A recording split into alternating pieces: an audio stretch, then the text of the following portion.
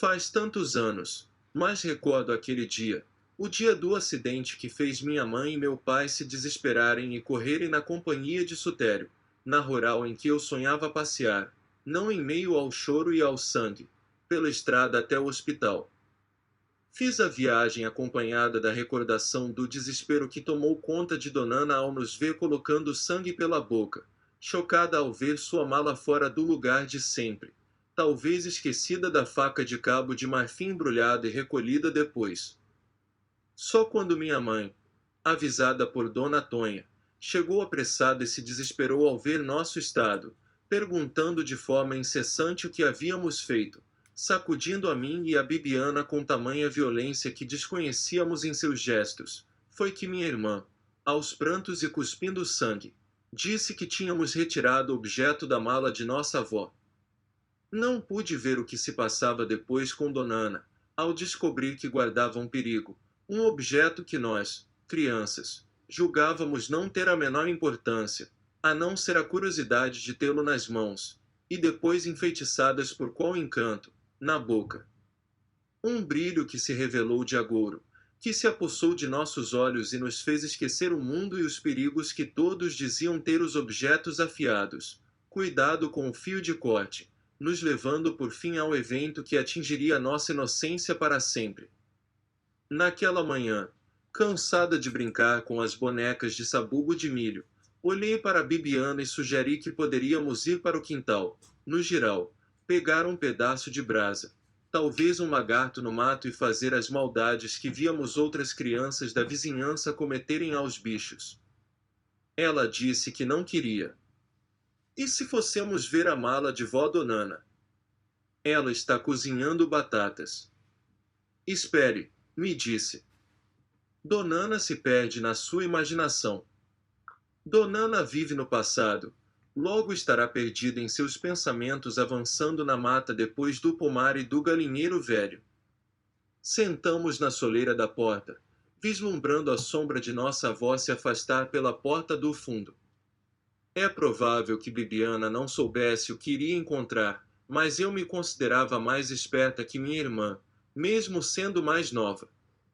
Já havia visto Dona Ana arrumar e desarrumar aquela mala muitas vezes, apesar da grossa camada de terra que os ventos de setembro e outubro traziam todos os anos e que ficava depositada sobre ela, como se há muito tempo não revolvesse seus pertences. Havia visto, certa manhã, o desenrolar da faca de cabo de marfim. Vi Dona Ana polir sua prata com um pano sujo, enquanto falava sozinha de Carmelita, a tia desaparecida. Poderíamos pegar a faca para cortar os matos do lado de fora, cavoucar a terra, tratar as caças da nossa imaginação. Poderíamos pegar a faca para apontar os restos de lápis que tínhamos. Mas a faca reluzia mais que tudo. Nela nos víamos melhor que no caco de espelho que Dona Ana guardava na mesma mala. Soprei para minha irmã, no silêncio do quarto, sem a agitação dos pássaros lá fora, uma pergunta: que gosto tem? Deve ter gosto de colher, Bibiana falou. Me deixa ver, pedi agitada, pulando em cima da pele de caititu que cobria as ondulações da terra no chão. Não, eu primeiro. Bibiana queria impor a autoridade de irmã mais velha, que gostava de exibir. E se Dona Ana chegar e a encontrar com a faca na boca? Ela perde a pose e ganha uma boa surra. Arrastei a cama empurrando meu corpo para trás para que Dona Ana ouvisse ao longe a movimentação e voltasse depressa. Ela iria nos surpreender e acabaria a brincadeira, afinal, a ideia de pegar a faca foi minha. Mas o aviso que lancei pelo ar não vingou, então pensei em gritar. Minha irmã seria mais rápida ao lançar a culpa sobre mim. Vou pegar a faca mesmo contra sua vontade. Tem gosto de colher. Retirei rápido de sua boca. Tive que lutar por um instante com a força de sua mão.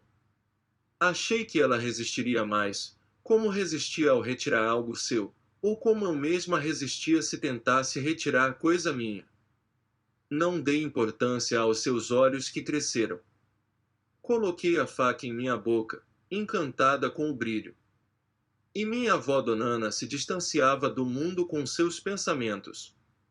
Em minha mão aquele objeto pesou como uma rocha. Retirei-a de forma violenta quando percebi que o feitiço se voltaria contra mim, eu que seria surpreendida por nossa avó. Bibiana estaria livre para negar até o fim. Quando retirei a faca e vi Bibiana sangrando, senti que algo na minha boca também havia se rompido. Mas a emoção, a respiração acelerada pela proximidade de ser surpreendida, não me permitiram sentir naquele instante a dor que sentiria depois. Guardei nas mãos a fração de minha língua, como se por magia meu pai e minha avó pudessem colocá-la de novo no lugar. O curador Zeca Chapéu Grande tudo podia. Se transformava em muitos encantados nas noites de Jaré. Mudava a voz, cantava, rodopiava ágil pela sala, investido dos poderes dos espíritos das matas, das águas, das serras e do ar. Meu pai curava loucos e bêbados, colocaria meu pedaço de língua em minha boca. Enquanto pensava estouvada numa solução para minha desgraça, Donana nos surpreendeu, antes mesmo de Bibiana colocar a mala de novo no lugar. Ainda vi sua mão desabar na cabeça de minha irmã, como imaginei minutos antes. Com a mesma força desabou na minha. Mas eu comecei a fraquejar porque perdia muito sangue. Me lembro de ter ouvido os médicos falarem que teria dificuldade para falar e me alimentar. Que teria que voltar sempre à cidade para ser acompanhada, fazer exercícios de fala. Mas não seria possível. Não havia como deixar Água Negra. Morávamos distante. Não haveria maneira de nos deslocarmos por tantas léguas com tanta frequência. No hospital da cidade mais próxima não havia médico que soubesse fazer o tratamento. Por isso me calei. Passado muito tempo, resolvi tentar falar, porque estava sozinha me embrenhando na mesma vereda que Donana costumava entrar. Ainda recordo da palavra que escolhi, arado. Me deleitava vendo meu pai conduzindo o arado velho da fazenda carregado pelo boi, rasgando a terra para depois lançar grãos de arroz em torrões marrons e vermelhos revolvidos. Gostava do som redondo, fácil e ruidoso que tinha ao ser enunciado. Vou trabalhar no arado. Vou arar a terra. Seria bom ter um arado novo. Esse arado está troncho e velho. O som que deixou minha boca era uma aberração, uma desordem, como se no lugar do pedaço perdido da língua tivesse um ovo quente. Era um arado torto, deformado, que penetrava a terra de tal forma a deixá-la infértil, destruída, dilacerada. Tentei outras vezes, sozinha, dizer a mesma palavra, e depois outras, tentar restituir a fala ao meu corpo para ser a Belonísia de antes, mas logo me vi impelida a desistir. Nem mesmo quando o edema se desfez consegui reproduzir uma palavra que pudesse ser entendida por mim mesma. Não iria reproduzir os sons que me provocavam desgosto e repulsa e ser alvo de zombaria para as crianças na casa de Firmina, ou para as filhas de Tonha. Durante todos esses anos, somente quando estava só, e mesmo assim muito raramente, ousava dizer algo. Era um tipo de tortura que me impunha de forma consciente, como se a faca de Donana pudesse me percorrer por dentro, rasgando toda a força que tentei cultivar desde então. Como se o arado velho e retorcido percorresse minhas entranhas lacerando minha carne. Se esvaía toda a coragem de que tentei me investir para viver naquela terra hostil de sol perene e chuva eventual, de maus tratos, onde gente morria sem assistência, onde vivíamos como gado, trabalhando sem ter nada em troca, nem mesmo descanso, e as únicas coisas a que tínhamos direito era morar até quando os senhores quisessem, e a cova que nos esperava fosse cavada na viração, caso não deixássemos Água Negra. Mas eu persistia e repetia as palavras mais duras, as que não gostamos de ouvir, para mim mesma, nos caminhos que percorria sozinha e que com o passar do tempo foram se tornando mais frequentes. Não me furtava a dizer o que faria muitos correrem, temendo a virulência de uma língua. Eram palavras repetidas por minha voz deformada, estranha, carregada de rancor por muitas coisas, e que só fez crescer ao longo dos anos.